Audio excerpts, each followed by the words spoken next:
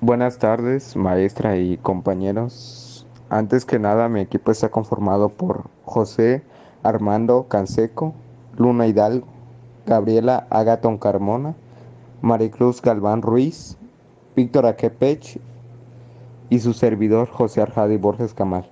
Bueno, antes que nada, a mí me tocó hablarles sobre los tres sectores. Primero que todo tenemos al sector primario o también conocido como sector agropecuario. En este Las actividades que se realicen son para la recolección de materia prima. Las actividades que se realizan en este sector son la agricultura, la pesca y la ganadería. Por consecuente, tenemos al sector secundario. En este sector lo que se hace es la transformación de materia prima a algún producto, bien o servicio. Y por último tenemos el sector terciario, o también conocido como sector de bienes y servicios, o de servicios. En este lo que se hace es ofrecer ya a la gente un servicio, como por ejemplo lo es algún comercio de algún producto, transporte, educación, ocio, entre muchos otros. Bueno, de mi parte sería todo. Buenas tardes, mi nombre es Luna Yasmin Hidalgo Pérez y les hablaré sobre el crecimiento económico. Bueno, el crecimiento económico es la expansión de la producción a largo plazo. No implica necesariamente en la mejora en el nivel de vida, la población o tan solo la expresión en el aumento de empleo, la capital, etcétera. Como tal, el crecimiento del país se puede mejorar solo si así lo decide, pues tiene la opción de seguir creciendo con sus propios recursos, debido a que se encuentra en una rutina constante y no hace falta tomar otros recursos, a menos que quiera seguir creciendo. Dichos países se encuentran en crecimiento debido al movimiento económico dentro del país por medio de empresas.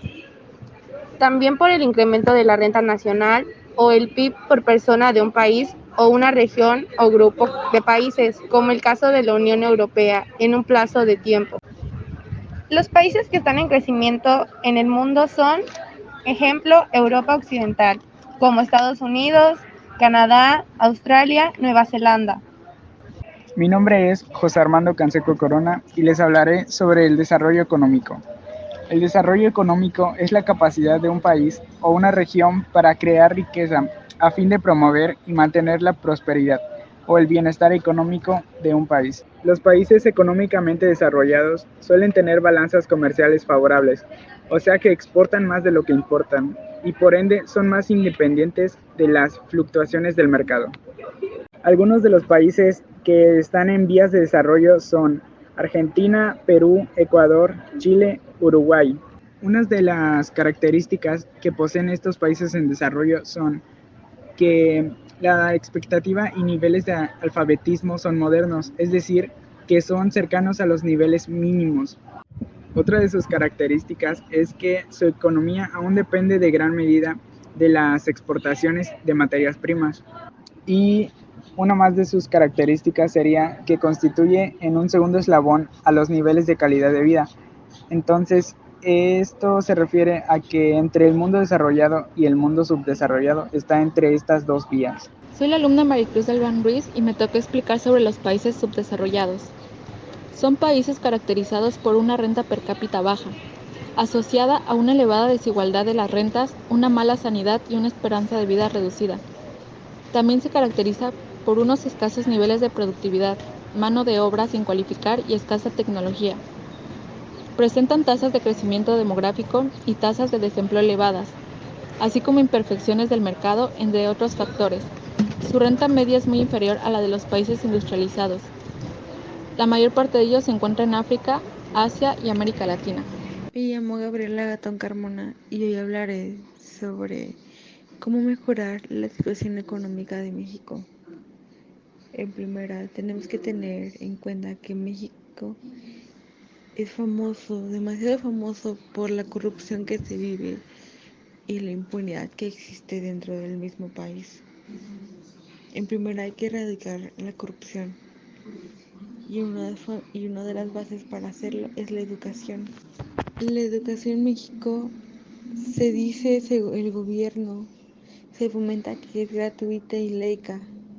cuando en realidad no todas las personas en México tienen el acceso a una educación básica primordial. Muchas personas y una gran parte de la población mexicana no tiene la capacidad sostenible económica de poder solventar un gasto de lo que implica estudiar. Cuando una población no tiene recursos económicos para estudiar o para ejercer mentalmente lo básico, saber y saber socializar, nos vuelve una sociedad sumisa y apta para que el capitalismo y grandes potencias y esclavizantes modernos nos inhiban y nos atrapen. Y aparte de eso, nos esclavizan. A lo cual quiero llegar a la conclusión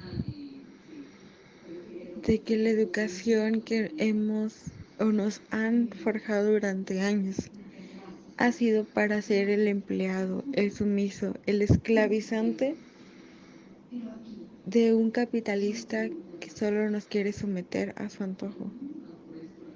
¿Cómo vas a poder ejercer, cómo vas a poder crecer como persona si siempre nos tienen con ese ápice de el trabajador de, nunca el dueño de?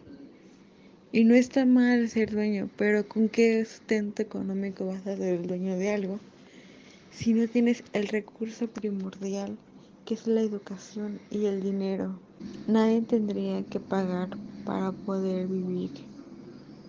Entonces, ¿por qué pagamos para vivir y que nos atiendan en un hospital de cuarta? Si nuestros impuestos van en algo, nos deberían de dar algo acorde a lo que nosotros aportamos. Hola, buenas tardes, mi nombre es Víctor.